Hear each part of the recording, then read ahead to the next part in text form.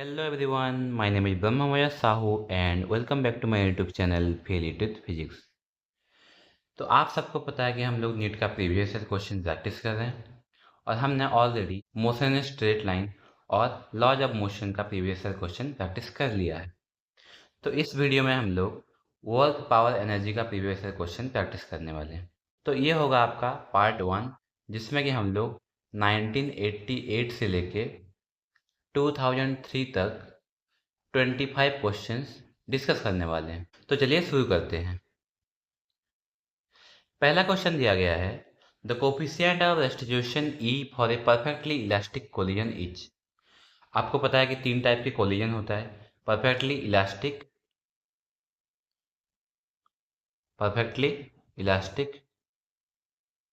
Then inelastic होता है एक, और इनके बीच में एक होता है। ओके, तो परफेक्टली इलास्टिक के लिए जो ई होता है वो 1 होता है, परफेक्टली इन इलास्टिक के लिए 0 होता है, और इसके बीच में 0 to 1 होता है। तो किसके लिए पूछा है? Perfectly elastic. तो क्या हो जाएगा? आंसर आपका हो जाएगा 1। आंसर हो जाएगा आपका 1। A bullet of mass 10 gram leaps a rifle at an initial velocity of 1000 meter per second and strikes the earth at the same level with a velocity of 500 meter per second. The work done in joule for overcoming the resistance of air. देखिए, एक bullet है, उसको कितने velocity से हमने throw किया? मास दिया हुआ है पहले 10 ग्राम, मतलब 10 इंटू 10⁻³ kg। इनिशियल वेलोसिटी उसका था 1000 metre per second, final velocity हो गया 500 मीटर पर सेकेंड। तो सेम हॉरिजॉन्टल लेवल पे है, मतलब जो वर्क डन होगा वो खाली काइनेटिक एनर्जी को चेंज करेगा, वो पोटेंशियल एनर्जी को चेंज नहीं करेगा। ओके, तो जो वर्क डन हमें एयर रेजिस्टेंस को पार करने के लिए लगेगा वो कितना लगेगा? Work done equal to change in kinetic energy. तो ये आपका हो जाएगा half m v1² minus v2 square. तो half into m 10 into 10⁻² into v1² 1000² minus 500 square. तो ये आपका हो जाएगा हाफ इंटू 10⁻1 -3 है, -2 हो जाएगा, इंटू इसका जो स्क्वायर करके हम आएगा इसका 10⁻6 माइनस 25 इंटू 10⁴। तो इसका आंसर आपका जो हो जाएगा वो हो जाएगा 3750 जूल। तो आंसर हो जाएगा बी। आंसर हो जाएगा बी। नेक्स्ट क्वेश्चन दिया गया है, how much water a pump of 2 kilowatt can raise in 1 minute to height of 10 metre. देखिए, कितना वाटर हम रेज कर सकते हैं एक पंप के द्वारा। जो पंप है वो कितने का है? 2 किलोवाट। उसका पावर कितना दिया हुआ है? 2 किलोवाट। किलोवाट मतलब 2000 वाट। कितना हाइट तक रेज करना है? h equal to 10 metre in 1 minute, time equal to 1 minute मतलब 60 सेकेंड।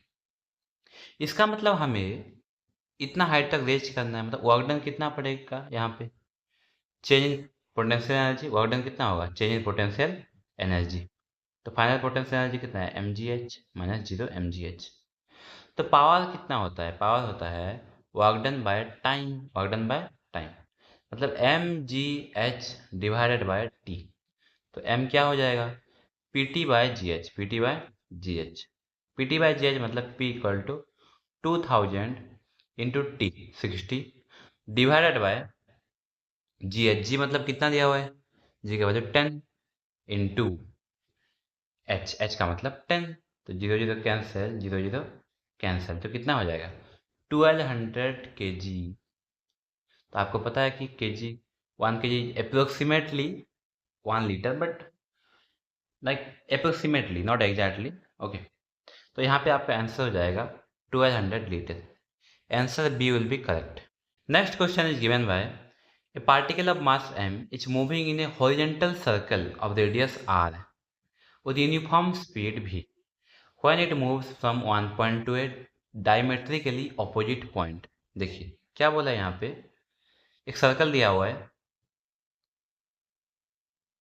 ओके, यहाँ पे बोला गया है कि ये जो सर्कल है, एक पार्टिकल यहाँ पे था, ऐसे मूव कर रहा था v वेलोसिटी से। ये क्या गया, डायमेट्रिकली ऑपोजिट पॉइंट पे पहुंचा घूमते घूमते और यहाँ पे पहुंचा। तो बोला है कि ऑप्शन दिया गया है, kinetic energy change bye mv²/4, momentum doesn't change, momentum change bye 2mv, kinetic energy change bye mv²। पहले हम काइनेटिक एनर्जी की बात करते हैं। यहाँ पे काइनेटिक एनर्जी कितना था, हाफ mv², क्योंकि ये स्केलर क्वांटिटी है, तो यहाँ पे कितना होगा, हाफ mv²। मतलब काइनेटिक एनर्जी तो सेम है, मतलब चेंज कितना हुआ, 0। तो ये आंसर भी गलत, ये आंसर भी गलत। अभी दो ऑप्शन बचा हुआ। मोमेंटम, यहाँ पे मोमेंटम आपको पता है वेक्टर क्वांटिटी है, तो यहाँ पे मोमेंटम हो जाएगा mv, यहाँ पे मोमेंटम हो जाएगा -mv। तो चेंज कितना हुआ, चेंज हुआ आपका 2mv। कितना चेंज हुआ, 2mv। ओके, तो आंसर आपका हो जाएगा सी, वेक्टर फॉर्म में है, इसका मैग्नीट्यूड। चलते नेक्स्ट क्वेश्चन पे। 2 masses 1 gram and 9 gram are moving with equal kinetic energy. 2 masses m1 कितना है, 1 ग्राम दिया हुआ है, m2 कितना दिया हुआ है, 9 ग्राम दिया हुआ है। बोला गया कि इक्वल काइनेटिक एनर्जी, मतलब k1 इक्वल टू k2। तो हम क्या लिख सकते हैं यहाँ पे कि half m1 v1 square equal to half m2 v2 square. तो p1 कितना होगा, m1 v1, p2 कितना होगा, m2 v2। तो क्या मैं इसको लिख सकता हूँ p1 square by 2m1 equal to p2 square by 2m2। तो यहाँ पे आपका p1 बाय p2 हो जाएगा, p1 by p2 square equal to m1 by m2। तो p1 बाय p2 हो जाएगा m1 बाय m2 रूट। तो कितना होगा, 1:9 रूट। तो आंसर आपका हो जाएगा 1:3। तो answer C will be correct. Next question, when a body moves with a constant speed along a circle. देखिए, एक बॉडी है जो कि कांस्टेंट स्पीड से एक सर्कल में रोटेट कर रहा है। ओके, तो बोला है कि यहाँ पे क्या होगा, no work is done on it, no acceleration is produce, its velocity remains constant, no force acts on it. देखिए, जब यूनिफॉर्म मोशन हो, कांस्टेंट स्पीड मतलब क्या, यूनिफॉर्म मोशन मतलब इस डायरेक्शन में जो स्पीड है वो कांस्टेंट है। क्या है, speed is constant. Velocity constant नहीं है। क्यों कांस्टेंट नहीं है, क्योंकि वेलोसिटी डायरेक्शन चेंज हो रहा है, भले ही स्पीड सेम है बट डायरेक्शन चेंज हो रहा है, डायरेक्शन चेंज हो रहा है। ओके, तो इसमें बोला गया कि आपका जो अंदर की डायरेक्शन में एक सेंट्रीपिटल फोर्स लगेगा और डिस्प्लेसमेंट हो रहा है इस डायरेक्शन में, मतलब 90 डिग्री है। तो वर्क डन क्या होता है, F S cos theta, cos 90 मतलब work done is 0। Acceleration, no acceleration produce बोला है, नो एक्सलेशन, एक्सलेशन तो है, centimetre acceleration. Its velocity remains constant, velocity constant है ही नहीं क्योंकि वेलोसिटी चेंज हो रहा है। No force acts on it, force तो एक्ट करेगा एफ सी। तो वर्क डन कितना आया, 0। वर्क डन कितना आया, 0। तो पहला आंसर हो जाएगा correct. Next question, a position dependent force, position dependent force दिया हुआ है। ओके, यहाँ पे पूछा गया है कि small body of mass 2 kg displaces it from x equal to 0 to 5 meter. The work done in joule। देखिए, पोजीशन डिपेंडेंट फोर्स दिया गया है, तो F कितना दिया गया है, 7 minus 2x plus 3x² Newton. तो वर्क डन क्या होता है, वर्क डन होता है F dot D x, F dot D x. तो F कितना है, 7 minus 2x plus 3x² dx, क्योंकि x डायरेक्शन में मूव कर रहा है तो ओनली dx 0 to 5। कितना हो जाएगा ये आपका हो जाएगा यहाँ पे 7x minus x² plus x³ 0 to 5। तो कितना आएगा, 35 minus 25 plus 125 equal to 135 joule. तो आंसर आपका हो जाएगा A, A is correct. Next question, the kinetic energy acquired by mass m in travelling distance d starting from rest. देखिए, u equal to 0 लिख देते हैं। Under the action of a constant force is directly proportional. Kinetic energy, अगर हम लोग एक force apply करेंगे body के ऊपर मास m, तो इसका कुछ काइनेटिक एनर्जी आएगा, मतलब कुछ काइनेटिक एनर्जी चेंज होगा, वेलोसिटी चेंज होगा तो काइनेटिक एनर्जी चेंज होगा। तो इसकी वजह से जो वर्क डन आएगा वही तो काइनेटिक एनर्जी को चेंज करेगा। Work done equal to change in kinetic energy. Work done क्या आएगा, एफ डॉट एस, क्योंकि सेम डायरेक्शन में हम लोग फोर्स लगा रहे हैं। डेल के मतलब फाइनल काइनेटिक एनर्जी कितना होगा, half M V square, minus initial kinetic energy, initial velocity 0 था। Okay, is directly proportional to, okay, directly proportional to, तो काइनेटिक एनर्जी सीधा हो गया एफ इंटू एस, तो डायरेक्टली प्रोपोर्शनल टू एस, क्योंकि force constant है ना, तो डायरेक्टली प्रोपोर्शनल टू एस। तो ये एम के ऊपर डिपेंड ही नहीं करेगा, क्योंकि एम का टर्म ही नहीं है यहाँ पे। Kinetic energy equal to F S में एम का टर्म ही नहीं है, तो M to the power 0। Next question, a body constant to move in Y direction, it is subjected to a force given by this, the work done by this force moving the body through a distance 10 Jacob metre. देखिए force कितना दिया हुआ है, force दिया हुआ है -2 I cap plus 15 J cap plus 6 के cap, और डिस्प्लेसमेंट क्या है, डिस्प्लेसमेंट आपका है एस मान लेते हैं 10 जे कैप मीटर, ये न्यूटन में है, ये मीटर में है। तो वर्क डन क्या होता है, F dot S, simple, work done होता है स्केलर क्वांटिटी, तो एफ डॉट एस स्केलर हो जाएगा। तो आप कर दीजिए इसका डॉट प्रोडक्ट, डॉट प्रोडक्ट इसका करेंगे तो हम लोग क्या आएगा आंसर, आंसर आपका हो जाएगा, देखिए इसका कोई नहीं है कोफिशिएंट, इसका भी कोई नहीं, बस मल्टीप्लाई हो जाएगा, कितना हो जाएगा 150 joule, 150 joule.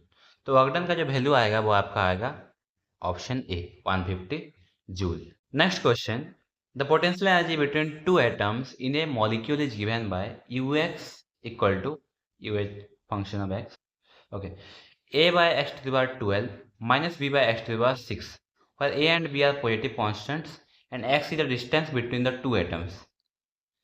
The atoms is in stable equilibrium.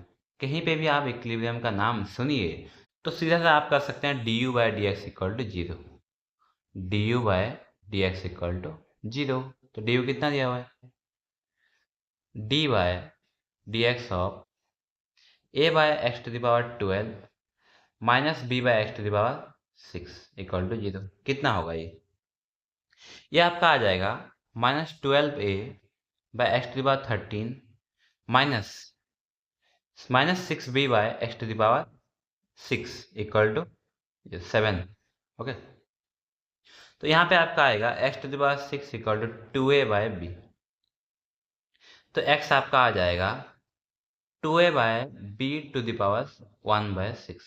Next question, a moving body of mass m and velocity 3 km/h collides with a body at rest of mass 2m, sticks to it.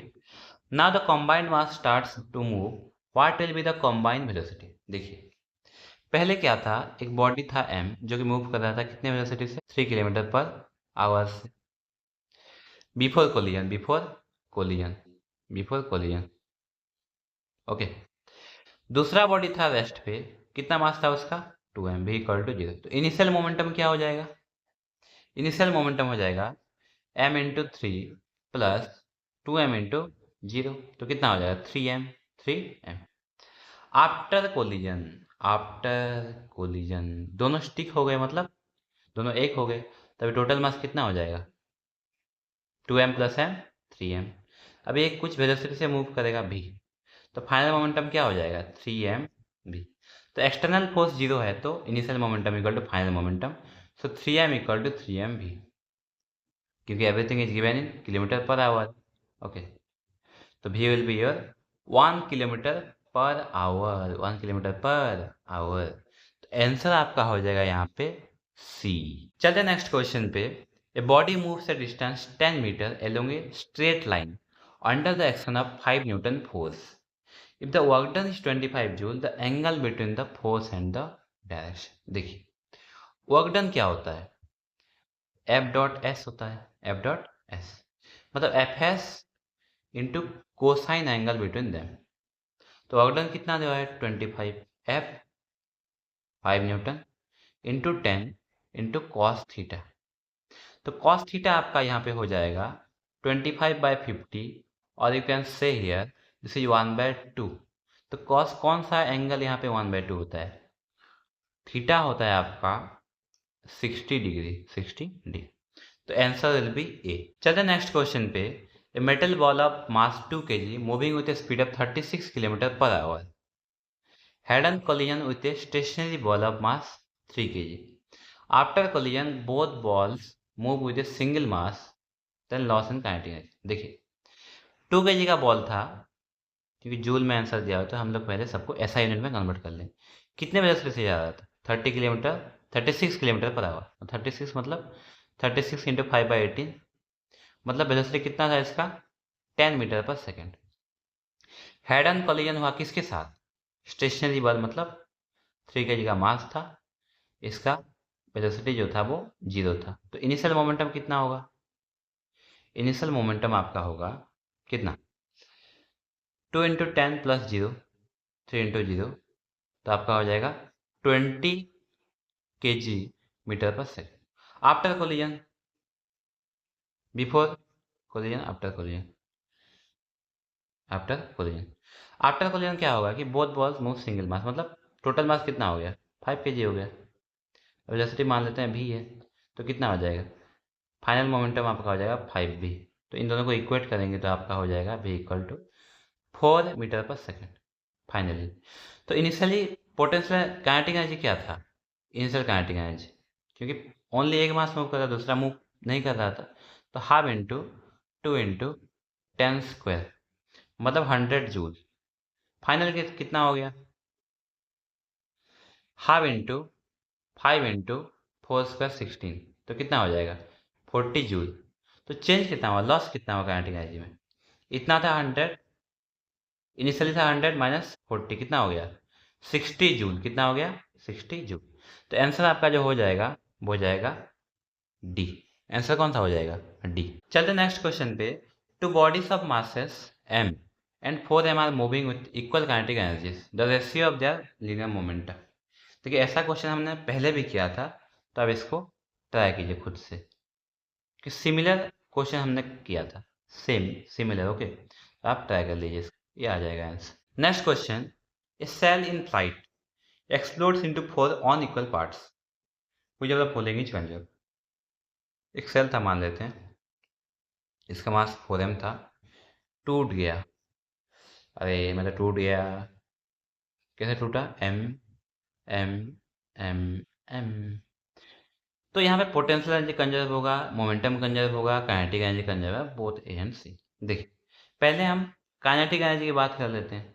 Initially kinetic energy कितना था? Rest पे था, 0। Finally कुछ तो kinetic energy आएगा, क्योंकि सब move करेंगे, इधर जाएगा, इधर जाएगा, इधर जाएगा। काइनेटिक एनर्जी तो वेक्टर क्वांटिटी है नहीं जो कट जाएगा, वो ऐड होगा सीधा सीधा। ओके, तो ये 0 नहीं होगा, तो पहला जो सी होगा वो इनकरेक्ट।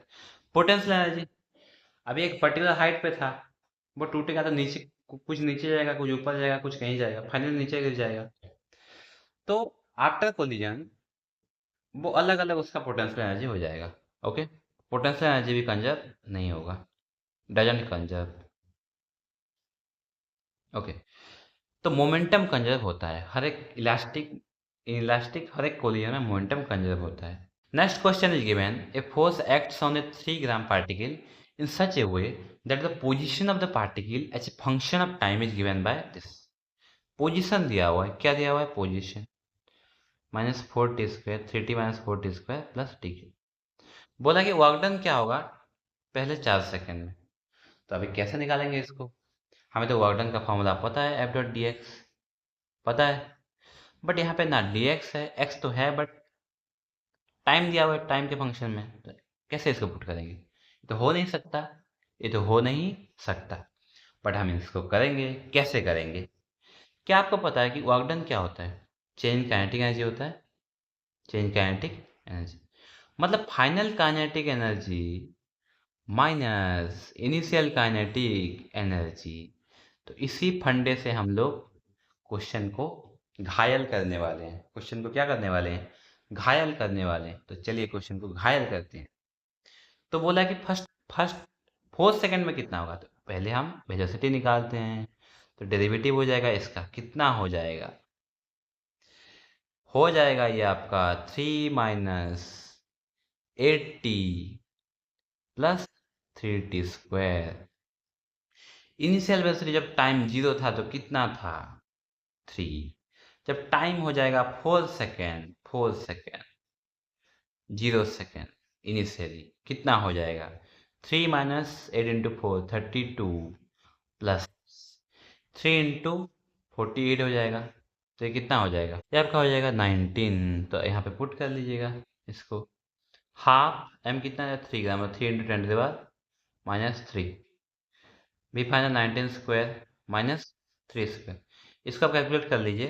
तो आंसर आपका जो हो जाएगा, इसका आंसर जो हो जाएगा वो हो जाएगा सी 576 मिली जूल।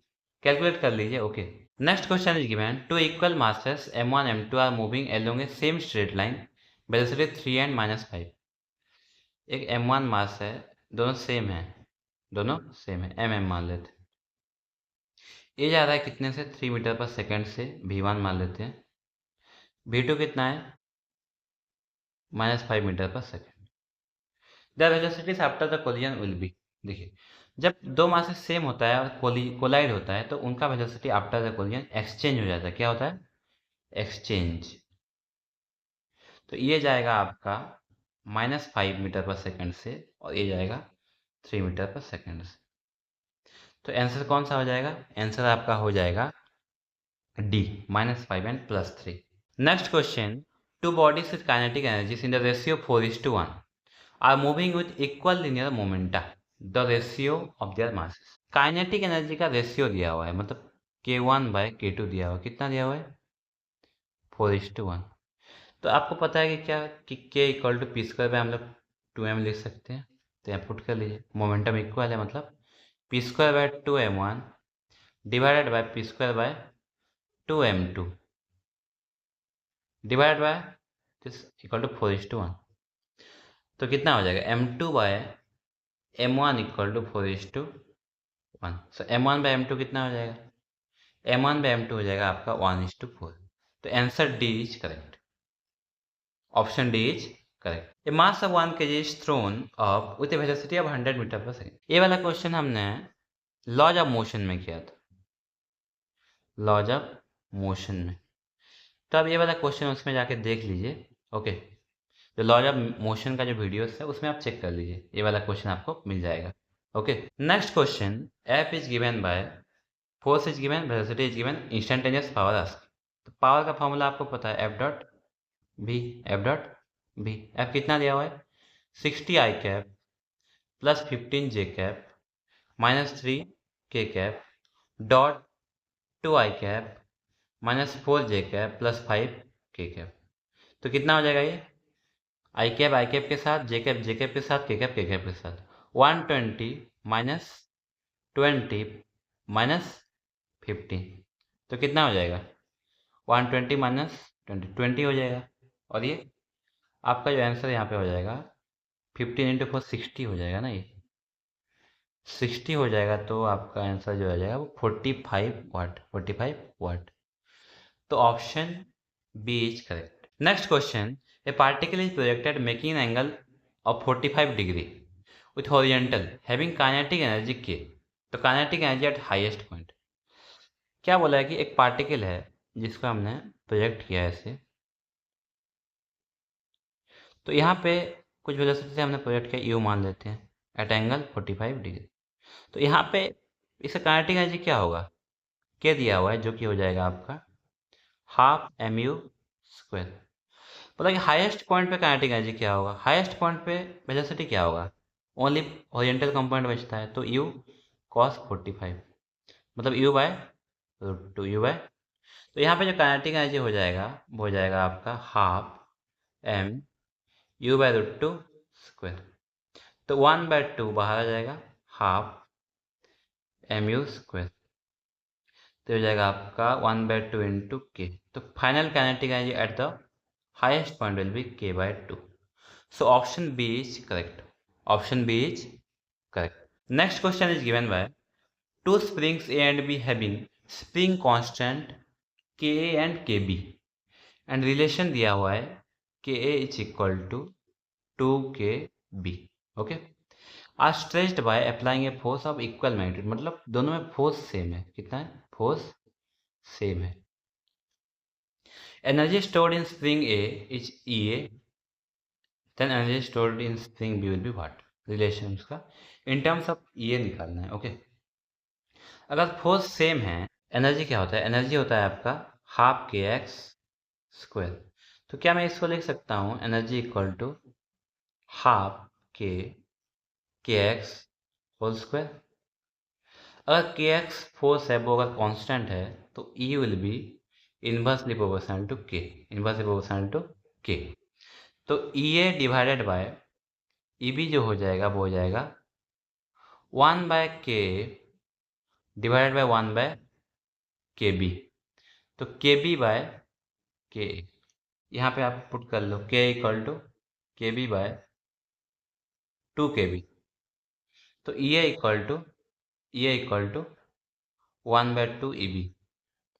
तो EB कितना हो जाएगा, EB आपका हो जाएगा यहाँ पे 2EA। तो आंसर इज ए। चलते नेक्स्ट क्वेश्चन पे। A child is sitting on a swing, its minimum and maximum heights from the ground is 0.75 and 2 metre respectively, its maximum speed.